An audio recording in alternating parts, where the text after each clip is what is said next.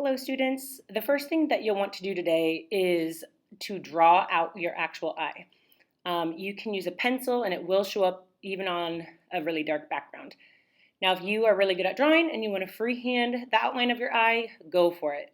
If maybe you're not a confident drawer, you can measure out your paper in quadrants. So as you can see, I'm measuring from the top, from the bottom, and then I'm going to connect that line that's directly in the middle, and I'm going to do it on the side as well.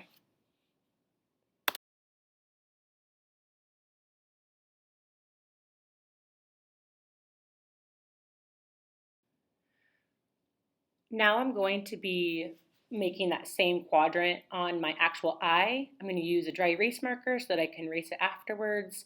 But again, I am just measuring out the actual photo half and half, and then I'm going to connect those lines, and I'm going to do it on the side as well.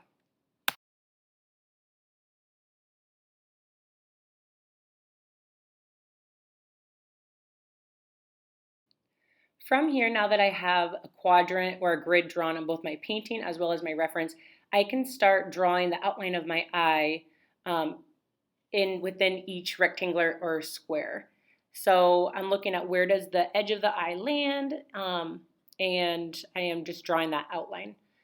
You can use this grid also for any, let's say, spots on like a cheetah, or on my case, the scales. So you can see I'll kind of do a rough sketch of where certain details land. Mind you that your paint will cover up this graphite from your pencil, so don't be scared about that still showing through your paint.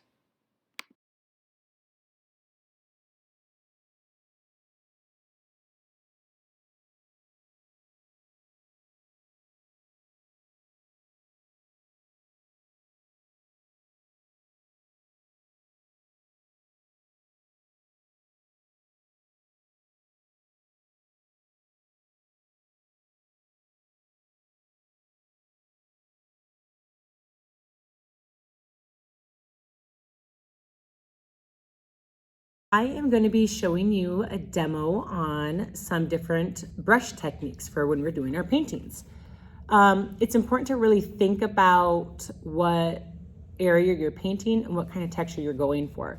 So if you're doing like a really small detailed area, you wouldn't want a really big fat brush. So really think about what type of brush you need and what kind of technique you want to try.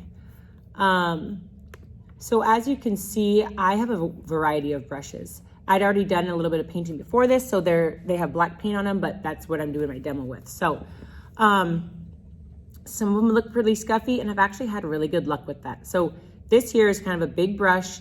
I dab it into my palette paint, and I try to wipe as much off as I can. I want to just wipe it all off, or else you're gonna have it on too thick. And then I just go real gentle back and forth, and I can kind of get a nice little like hazy texture. Never want to dip it right in and go directly onto there, because then it's going to be thick. It's no good. You do not want to do that. Here, I'm going to try it with another brush. Again, it just depends on what size of area you're trying to do this dry brush technique. Maybe it's a small area, maybe it's a big area. Again, do not do it really thick. You want that background to breathe through, or else you did that base layer for nothing. So this is a really scuffy looking brush. Like it's like all torn up and kind of jagged, but sometimes they're kind of nice actually. So you can get nice fine lines in there too. Again, do not go thick with it. So you really got to think about if you're doing fur or scales or feathers and what kind of effect you're wanting to get. So that dry brush technique that I just showed you is really nice for like fur. This next one is kind of dabbing or stamping dry brushish. So I dipped it, wiped as much off as I could, and then I kind of just dabbed it on there. It's a nice feathery look. Again, if you dab it and don't wipe the excess paint off, you're gonna get just like a black circle. Here I'm trying it with another type of brush. I would say play around with it, just whatever you do, wipe your brush off. Next, I'm gonna show you guys how to like get really fine lines. So you can always shape your brush before you even start by just adding some water to it and really trying to like pinch that tip together. And then what I do is I dip it And I hold it straight up and down with the flat side. So you really gotta think about turning it. So that second one there, I just went flat on it. You kind of gotta turn it so that you're painting with the thin side.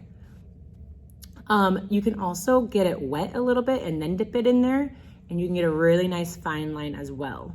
Again, don't push down really hard. You wanna paint with the tip of the bristles, not the entire like flat side of it. Just like flip it so it's on the edge and real light on the tip of the bristles. You can do it with a round brush as well. Just really depends on what's easiest for you. I would recommend trying both with the flat brush as well as a round brush. Then the last thing I'm gonna show you is maybe a combination. So it looks like it's getting cut off there, sorry guys. But basically I just do a dry brush, and then you could do another technique on top of it. So here I'm doing a dry brush, and then you could take your fine line and maybe get in there for some really fine details of your fur, let's say was, or if you see any like actual like strands of whatever texture you're going for. Really important thing is to look at the direction your fur or your scales or your feathers are going or growing. So if it kind of rounds around the eye, you'll want to go with that. Don't just go straight back and forth on the paper. Really look at the direction of the fur. So I showed you a few different techniques.